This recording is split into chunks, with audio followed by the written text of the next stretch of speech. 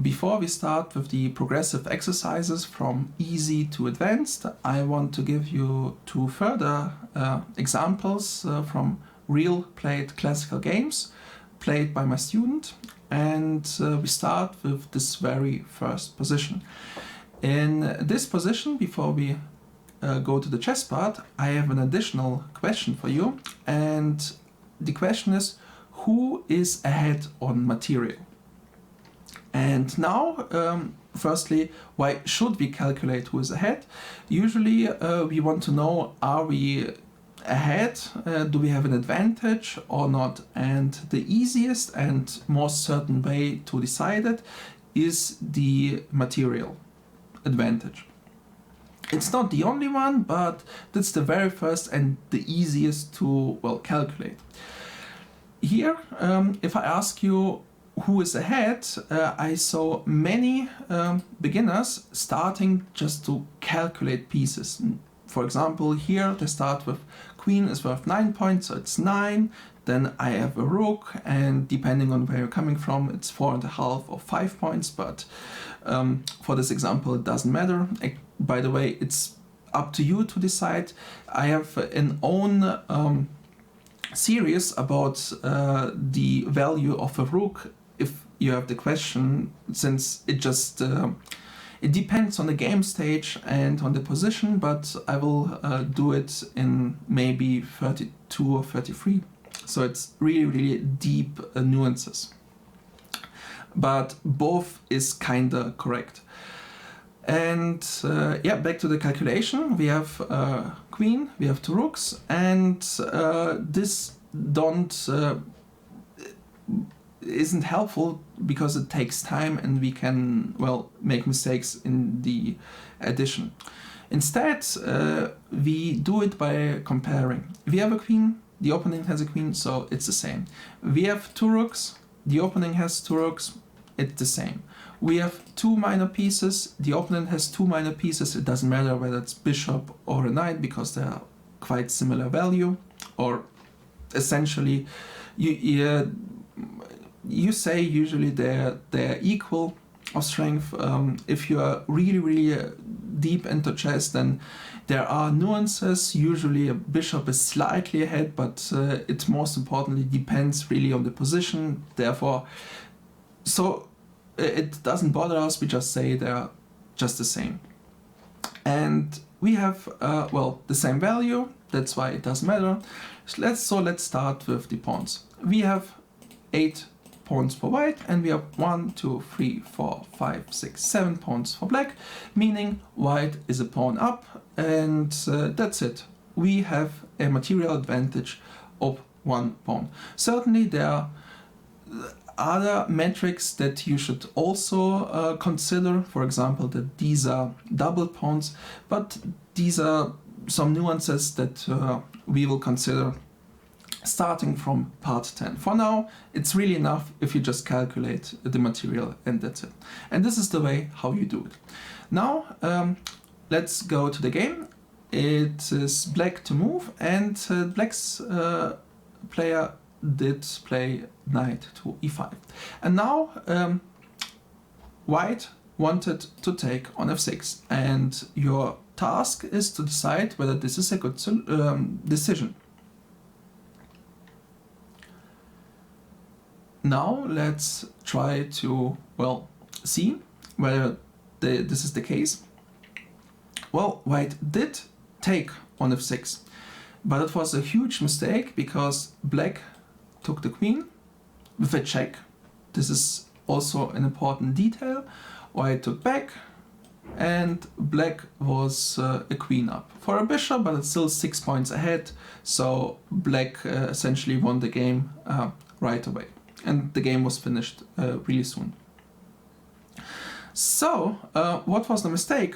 Well, since I knew white's player, he just simply said he had an idea, and his idea was he played queen to f3, that he wanted to take on f6, and he did took on f6. Well, that was his whole plan. He didn't regard his opponent at all, and obviously the opponent just took the queen with a check and won the game. So you also need to react to your opponent and see what are the active moves that he's threatening.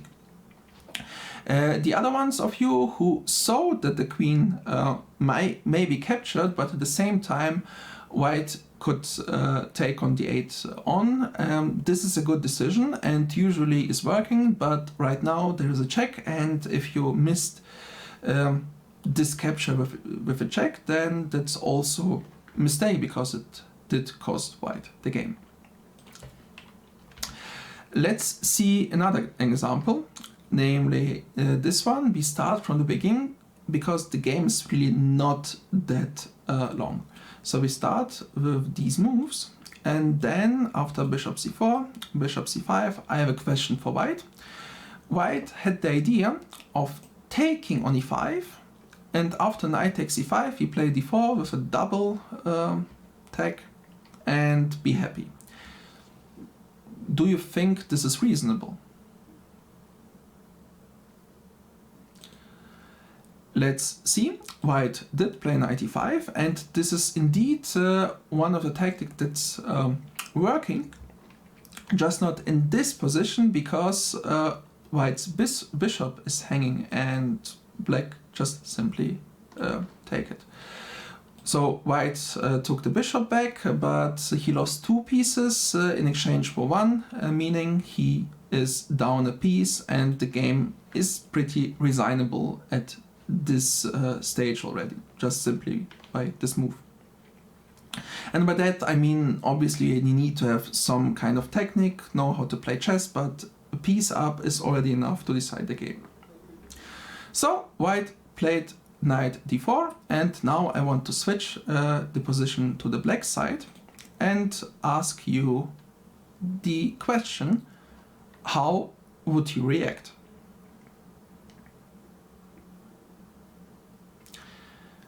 So there are many good moves for black how not to lose the piece, but the move that black played right here was the worst of them all, and this is the move knight to c6.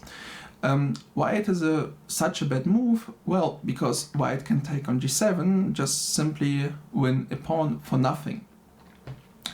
And the mistake that black did here, that's the same player from before, he just doesn't calculate ahead, he just moves one single move, and it is not enough to breach the 1000, let's say 200, even 100 border. You have to, well, try to think ahead as good as you can. If black would have spotted queen takes g7, then obviously d6 is better, maybe even f6, queen to f6, or at least knight to g6, such that the rook is protected. There are all possibilities are better than just knight to c6. Now your second question is, well, you're in this position, you cannot go back. Is there a way to save the rook? The solution is yes, you can play queen to f6 and attack the queen and also defend your own rook. And this is what black played in this position. White has a really interesting tactic or combination, let's say, here in bishop h6. I won't ask you to find it because this is really nuanced, and I am sure that white simply knew it. He did not find it on the board. But, well, it's black to move. The idea is if you take the queen, then you lose the rook, obviously. If you take the bishop with the knight, then your queen is lost because it's not protected any longer. And finally, if black does nothing, that one white can take on f6 and play bishop g7. So black took on h6 and white took on h8. And now again, my question for you is, what would you play? Well, let's compare the solutions. So I would give you great compliments if you at least would have spotted the check, since this is something that you need to calculate in every single position. So obviously checks first, and there is a check on e3 but loses the queen, check on e2, again lose the queen, check on c1, well, wins the rook. We could play it. If you are slightly ahead as a chess player and you already know the notion of perpetual check, then maybe you could decide against the move queen c1, because after queen takes g8 and maybe queen g5, white might well, have the perpetual and draw, and if you want to win as black, then you don't want it. Therefore, it is fine if you have spotted the move and decided not to play it. But it's still important at least to spot the move to begin with. So black played knight e7, and black did not spot queen to c1 check. All he thought about was just to simply not losing the piece. Now white castled, and black played f5 in this position. The moves are not brilliant, to say at least, but I have a last question for you. Namely, let's switch the board again and flip to the white side. Here, white decided to play e5, and I won't comment on it for yet. Instead, I want to ask you, in this position, this is the final task of this game, what would you do as white? And well, let's see the solution. The solution is to spot the threat. The threat is to capture or trap the queen. Namely, this is what happened in the game. After knight c3, knight g6, the queen is trapped, and the game is done. So instead, the only way to save the queen would be to play e6, and actually playing e5 wasn't a brilliant move either, because you should, well, if the opponent has a weak king, you have to develop past and attack it. But for now, in this position, if you gotten into it, this is the only way to, well, continue the game. Otherwise you lose the queen, and it doesn't matter how well you can play endgames or positional chess. If you just lose a queen, the game is over. And that's it. These illustrations were a bit ahead of the level that I want to teach you and demand from you in the exercises, but I hope to have shown you enough motivation why you should train well, these exercises and what they are good for.